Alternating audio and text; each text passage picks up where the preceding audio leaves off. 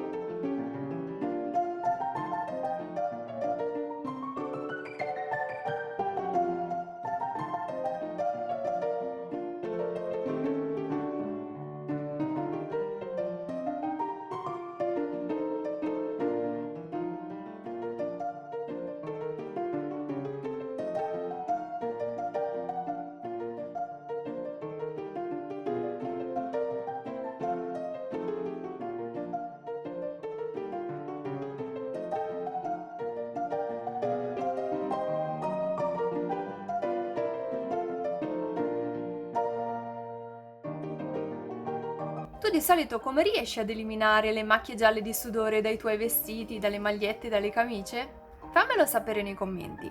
E se hai trovato utile questo video, potresti lasciarmi il tuo like e condividerlo sui social. Io ti ringrazio fin da ora.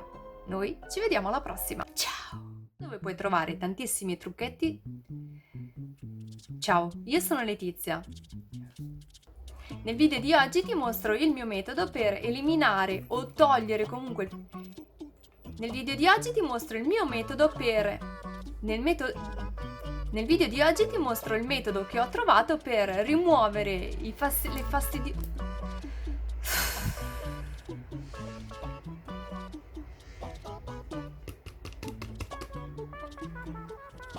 Per non perderti nessuno dei prossimi video.